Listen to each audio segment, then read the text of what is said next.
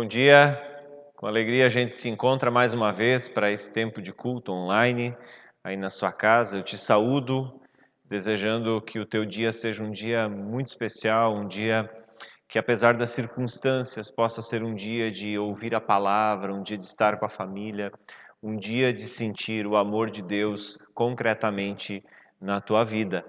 A gente se reúne de maneira virtual, de maneira tecnológica, em nome de Deus, o Pai, o Filho e o Espírito Santo, para ouvir a palavra do Senhor, para deixar o Senhor falar ao nosso coração.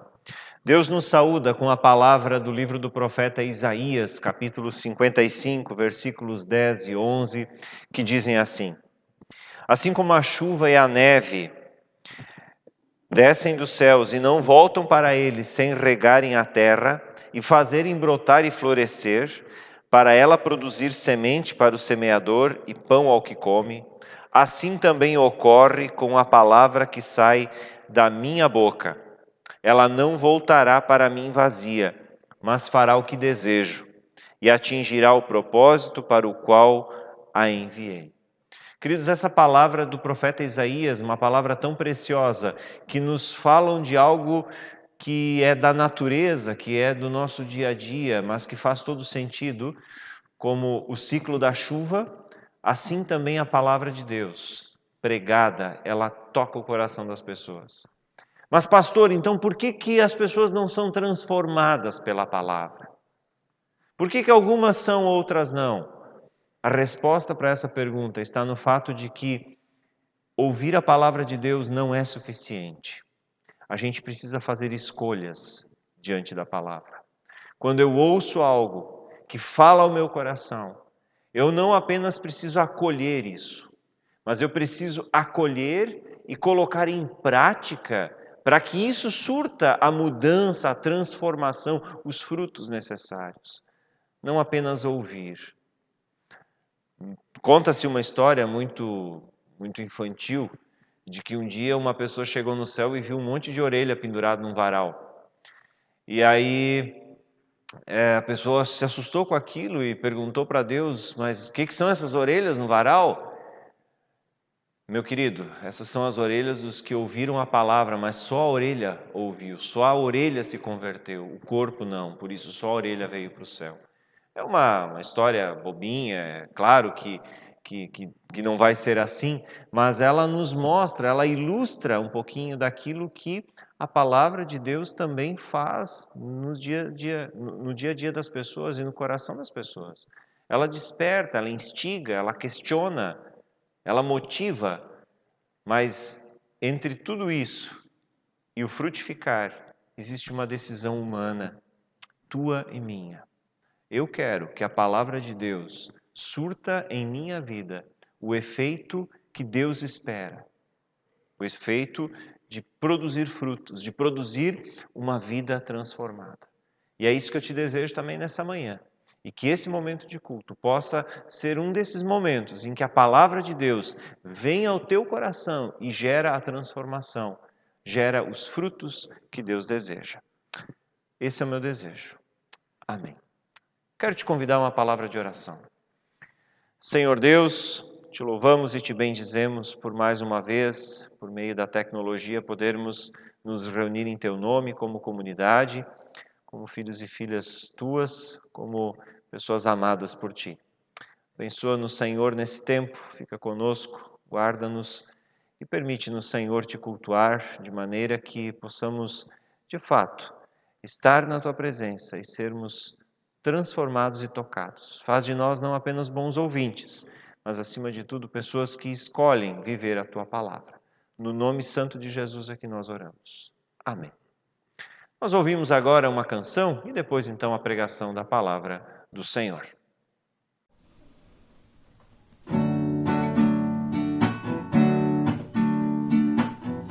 Cada dia sou feliz.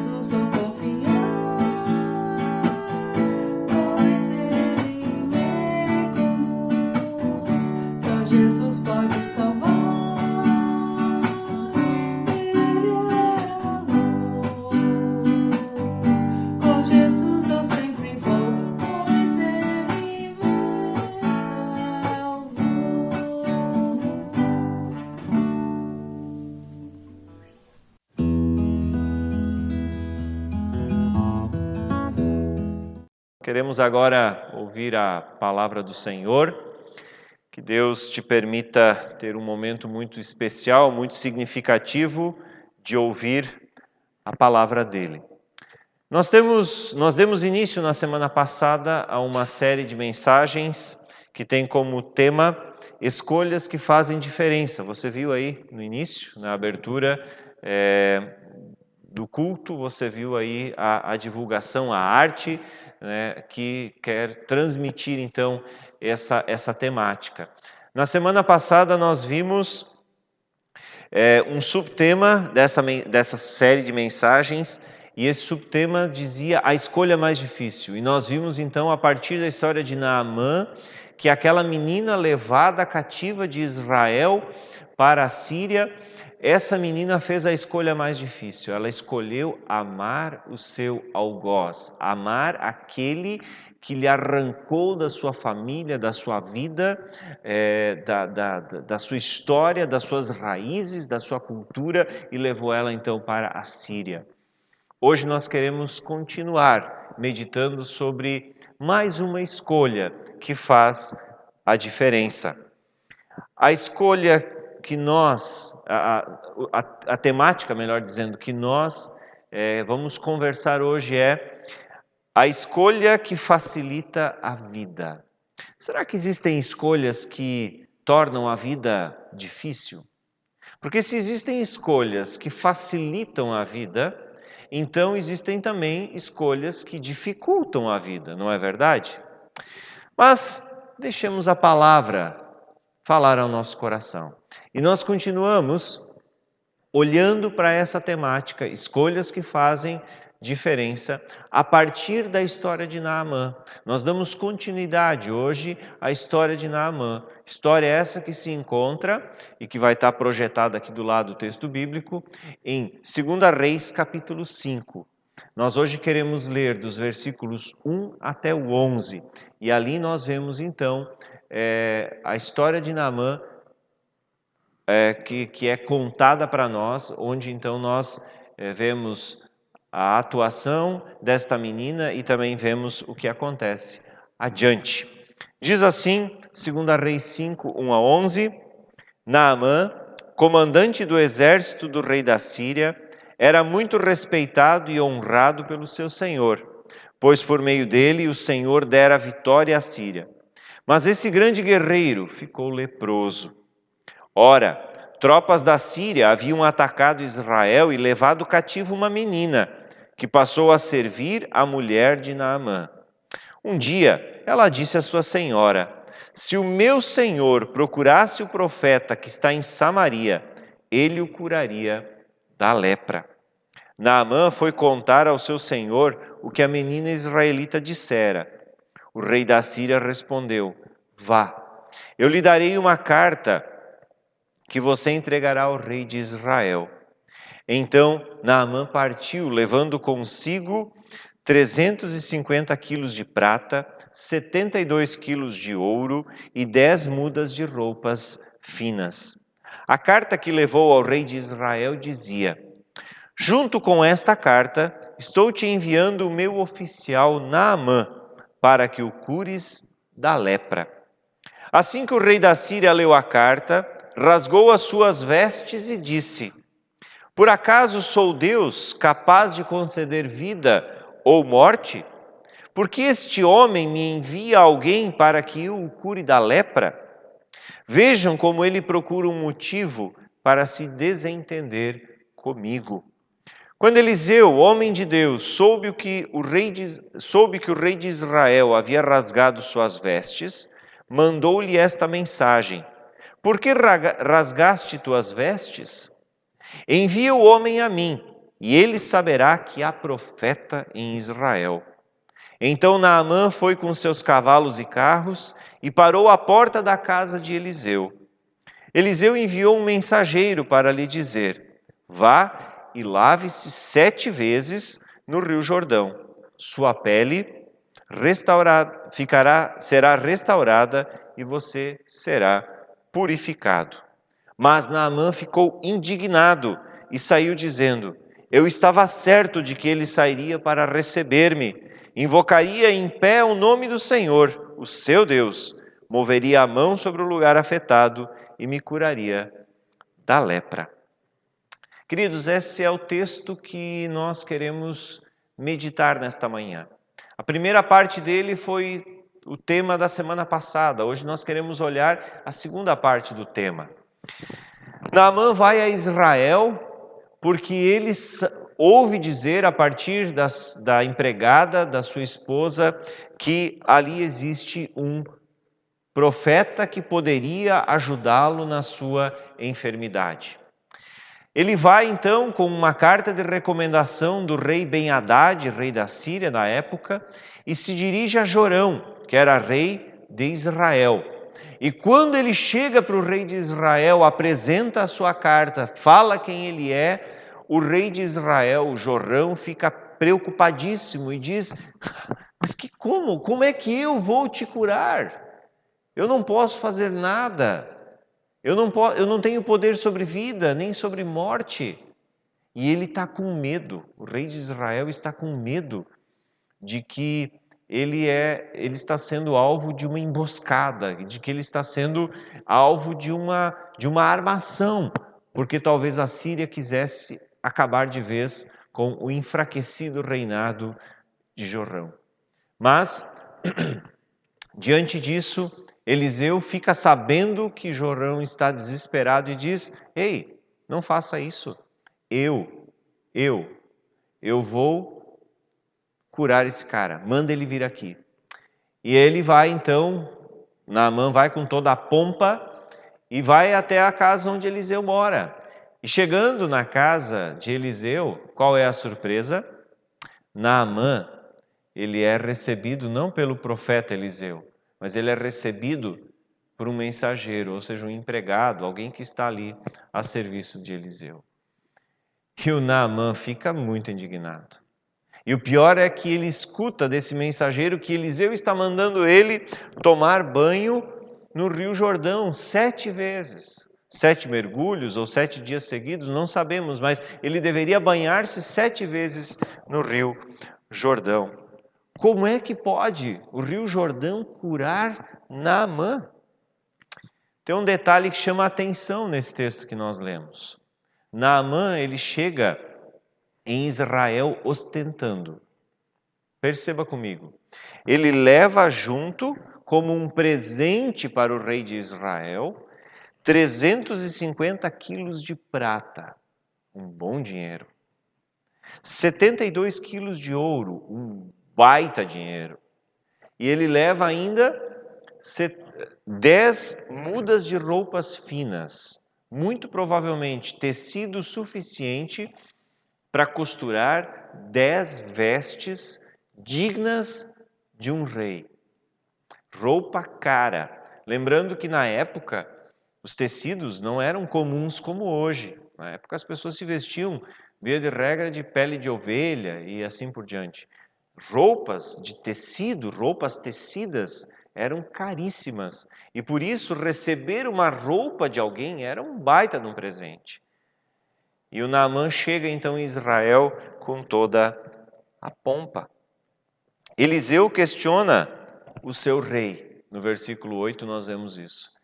E ele questiona então o seu rei e diz: olha, manda Naamã para mim. E aí, quando Eliseu tem na porta da sua casa aquele homem pomposo com toda a sua comitiva, esse homem pomposo escuta algo de um mensageiro que soa quase que a um desaforo. O que Deus quer ensinar para nós por meio dessa palavra? O que isso tem a ver com uma escolha que faz diferença? Ou melhor, o que isso tem a ver com uma escolha que torna a nossa vida mais fácil? O que Deus está querendo ensinar a nós, e que Ele primeiramente ensinou a Naamã, é que nós precisamos fazer a escolha por uma vida simples. Ele chega com toda a pompa, acha que vai ser recebido com toda a autoridade própria de alguém que é enviado pelo rei, e ele é recebido por um mensageiro. Eliseu não tem nem o trabalho de ir ao encontro de Naamã e acolhê-lo. Toda a sua ostentação, toda a sua pompa, toda a sua grandeza naquele momento vira em nada. Eliseu lida com muita simplicidade com aquele homem, com muita simplicidade.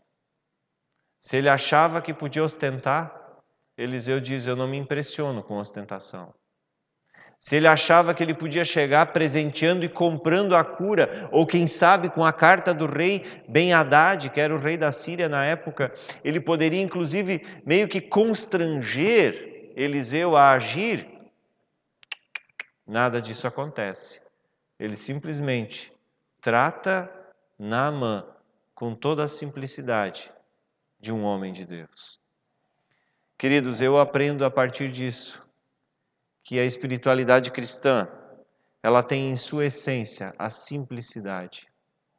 Ela tem em sua essência a simplicidade no viver e a não necessidade de ostentação. Por que Naamã ostenta? Por que ele precisa disso? Ele é um homem que está precisando muito de um milagre na sua vida e é um homem que não conhece a Deus. E por isso ele precisa chegar ostentando. E o homem de Deus, o Eliseu, ele sabe quem ele é.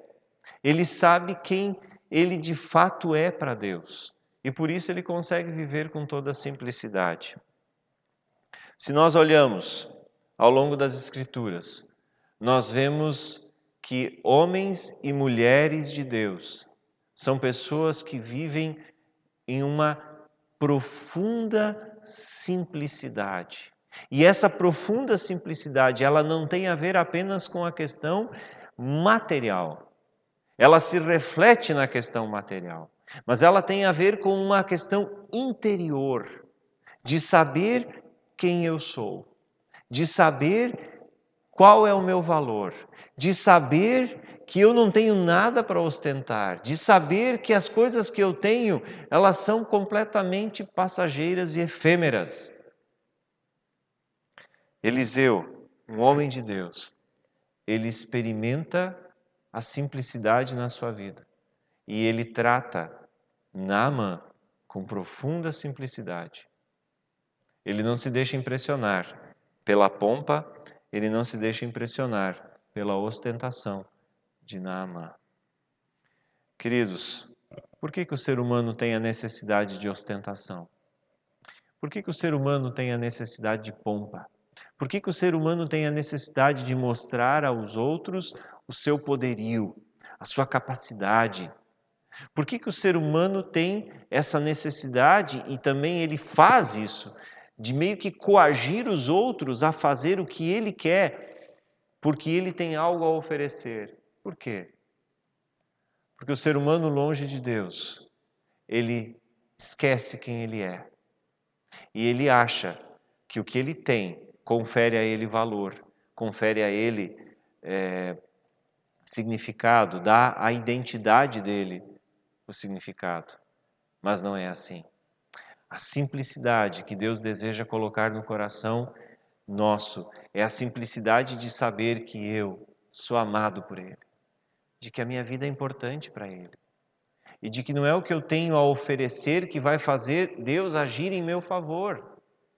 Isso é algo muito comum na realidade evangélica brasileira, não só evangélica, mas cristã de uma forma geral. Ah, se eu fizer isso, Deus vai me abençoar. Deus não vai te abençoar. Deus não se deixa impressionar. Deus não se deixa coagir. Deus não se deixa exigir. Deus nos trata com a mais profunda simplicidade. A simplicidade de ser humano.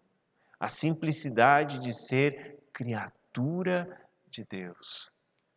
Naamã, ele achava que ele poderia impressionar Eliseu, que ele poderia impressionar o rei de Israel, o Jorão. Ele achava que podia impressionar, mas na verdade, ele se enganou. Porque a espiritualidade de Deus, a espiritualidade cristã, a vivência da fé cristã, é uma vivência pautada na simplicidade. E, queridos, isso tem que ser dito, isso não exclui ter coisas. Mas eu não vou fazer disso a razão última da minha vida. Quando eu entendo que a minha vida é valiosa pelo que ela é, eu não preciso ostentar uma roupa de grife para que as pessoas vejam o valor que eu tenho. Por quê? Porque as pessoas não precisam ver o valor que eu tenho. O importante é o valor que eu sei que eu tenho, porque eu estou em conexão, eu estou em ligação com o meu Criador. E Eliseu sabia que Naamã precisava de ajuda, mas ele não se dispõe a ajudar o Naamã por conta do que Naamã vem trazendo. Imaginem, 72 quilos de ouro, 350 quilos de prata, roupas caríssimas, tecidos caríssimos. Isso faria hoje em dia qualquer um balançar. Mas Eliseu não. Na maior da simplicidade, ele trata Naamã como um ser humano. Mas não poderia ter vindo ele conversar com Naamã? Poderia, mas ele não quis. Porque se ele fosse, Naamã não iria levar o tombo que levou. E Naamã não entendeu algumas coisas. Tanto que o texto nos diz no versículo 11 que Naamã ficou indignado e saiu dizendo, olha, eu esperava que ele viesse aqui e que ele fizesse assim, assim, assim, assim. Eliseu faz com que o Naamã tenha um choque de realidade. O choque da realidade, da simplicidade de Deus. Deus não olha a aparência, Deus não olha a roupa cara, Deus não olha o carro com o qual a gente anda, Deus não olha a casa onde a gente mora, Deus não olha nada disso. Deus não olha o nosso saldo bancário. Para Deus isso é absolutamente irrelevante. Agora Deus olha para ti e vê alguém amado, alguém precioso, alguém digno de ser o alvo do amor dele de tal forma que na cruz do Calvário Jesus vem e morre por Eliseu, por Naamã, por Gabriel, por Everson e por cada ser humano. Richard Foster, um cara que eu admiro por demais, escreveu há muito tempo atrás um livro chamado Celebração da Disciplina. E ele fala, então, em um capítulo inteirinho sobre essa temática da simplicidade. E simplicidade, queridos, quando eu falo em simplicidade, quando eu estou falando aqui na pregação de simplicidade, eu não estou falando de ser simples no seu vestir, no seu falar, no seu comer, no seu viver. Isso é reflexo de uma simplicidade interior, diz Foster. Ele fala da simplicidade interior e da simplicidade exterior. Mas a simplicidade exterior também pode ser uma forma de chamar a admiração para si. Igualmente pecaminosa como a ostentação. Mas ele fala da simplicidade interior e ele então nos chama a atenção de novo para aquele texto de Mateus 6. Quem me acompanha aqui no Fundo Canoas sabe que eu vira e mexe, eu cito esse texto de Mateus 6. Ele se encontra no meio do Sermão do Monte, no meio da pregação da montanha, que é os capítulos 5, 6 e 7 de Mateus. Ele está ali no meio. E ele está no meio justamente porque ele nos fala da maneira simples e profunda como Deus olha e se relaciona conosco. Richard Foster, ele fala então da simplicidade interna, isto é, aquela simplicidade de alguém que sabe que está mergulhado no reino de Deus. Reino de Deus é uma temática para uma outra conversa, para uma outra pregação, mas para alguém que sabe que está mergulhado na presença, no domínio, no reinado, no cuidado de um mundo que ainda é de Deus, como diz naquela canção do falecido pastor Lindolfo Weingärtner.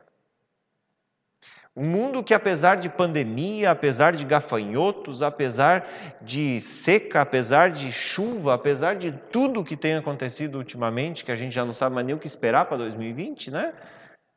Ainda é Deus, ainda é Senhor. A simplicidade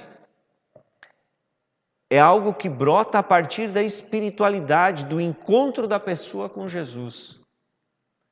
Quando a pessoa não tem um encontro com Jesus, ela preenche esse vazio com outras coisas. E aí, muitas vezes, ela chama a atenção para si. E ela tenta preencher esse vazio, esse sentimento de amor, com ostentação. E aí, quando vivemos momentos de crise como esse que estamos vivendo, estamos chegando aí, talvez no meio dessa pandemia, não sei, mas os dados são assustadores para o nosso estado, para a nossa região. Ela começa a ficar desesperada. Por quê? Porque se ela está vazia de Deus, se ela não sabe quem é Senhor do universo, se ela não sabe o valor que ela tem em Jesus, ela fica preocupada. Porque talvez depois da pandemia não vai mais poder ostentar. Talvez depois da pandemia não vai mais poder frequentar os lugares que frequentava. Não vai poder trocar de carro como trocava. Vai ter que talvez morar numa casa mais simples e assim por diante. Para quem vive com Jesus, isso não faz tanta diferença. Não faz tanta diferença. Mas, pastor, quer dizer que as questões materiais não são importantes? Elas são importantes na medida em que elas conferem uma vida digna para cada ser humano. E é isso que o reino de Deus também deseja. É isso que Deus deseja para a humanidade, uma vida digna. Onde ninguém precise dormir com frio porque não tem um cobertor. E a simplicidade que Deus quer dar ao ser humano. E isso é uma escolha, queridos. Porque impactado pela palavra nós somos, mas é uma escolha. A simplicidade nos faz olhar ao nosso redor e ver que nós temos muito a desapegar. Nós conversávamos esses dias, minha esposa e eu, sobre pessoas que estão passando frio. E fizemos um pente fino lá em casa. E tem coisa para dar adiante. Desapegar. Naamã, o rei Ben-Hadad, estavam apegados aos 350 quilos de ouro, 350 quilos de prata, melhor dizendo, 72 quilos de ouro e as 10 roupas caras. Eliseu estava apegado apenas a Deus. E ele olha para Naamã com toda aquela pompa, quer dizer, nem olha, só manda recado e diz, faz isso. A cura de Naamã era algo tão simples. Naamã esperava algo muito mais complexo. A vida simples, ela facilita a vida. A escolha por uma vida simples facilita a vida. Mas a escolha por uma vida simples, verdadeiramente simples, da simplicidade que brota de dentro, ela só é possível com Jesus.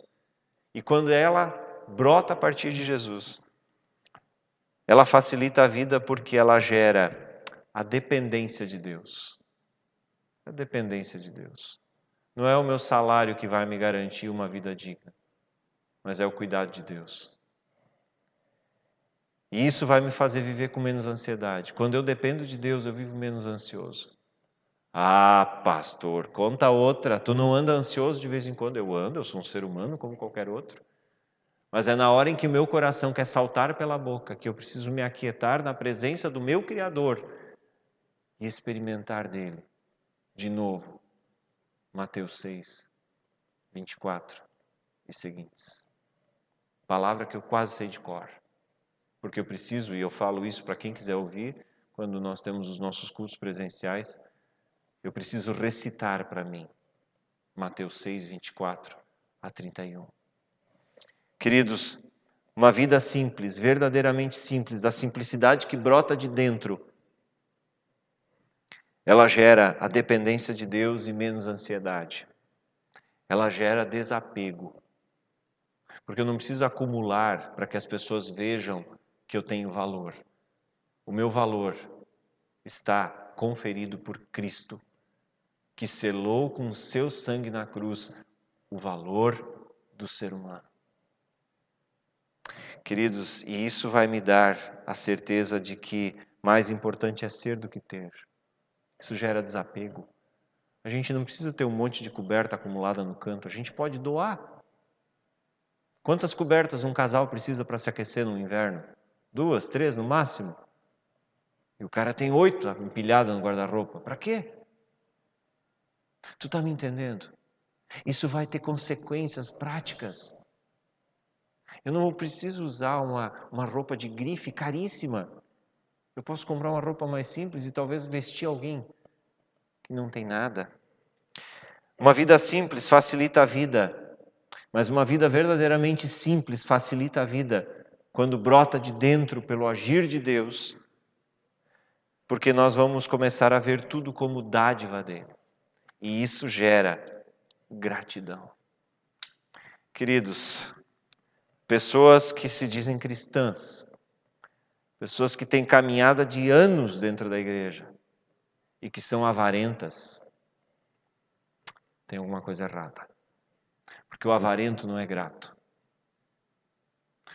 Pastor, tu tem certeza do que está falando? Sim, eu tenho. O avarento não é grato.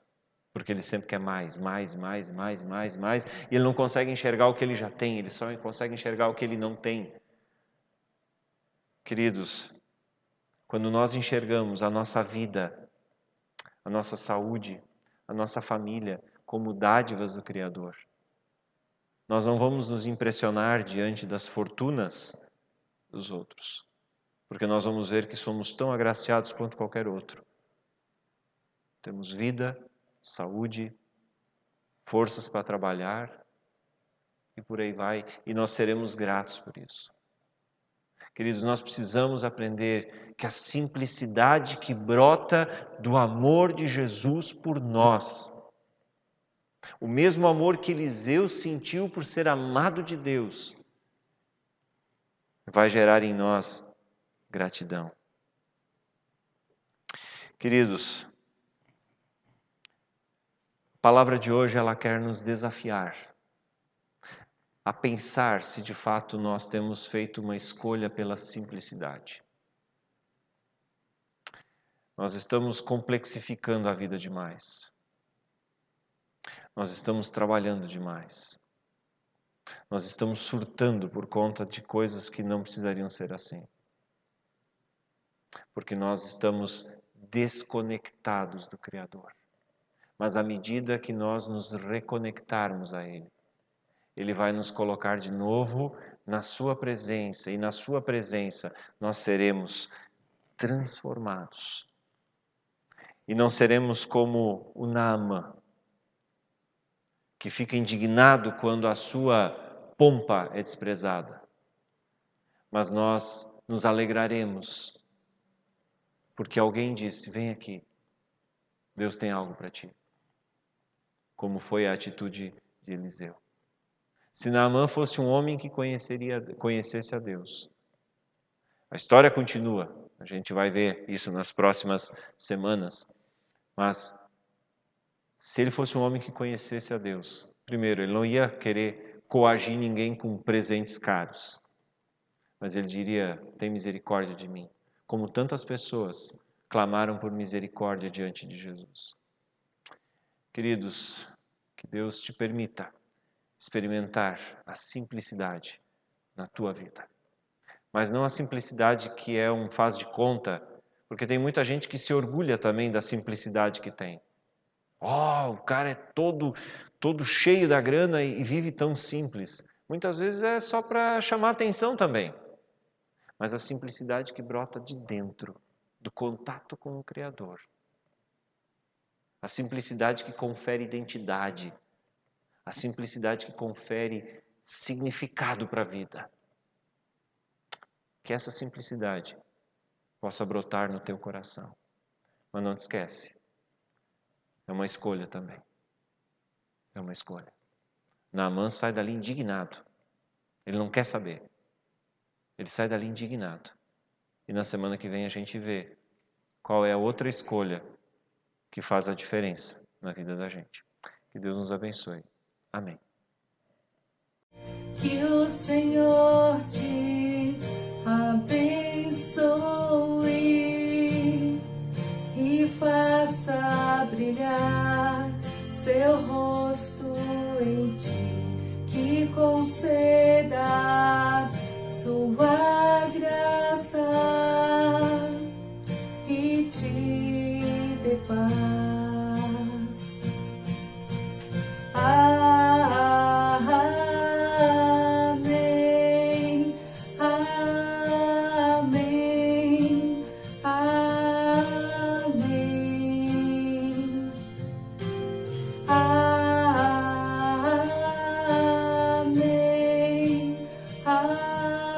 amém, amém.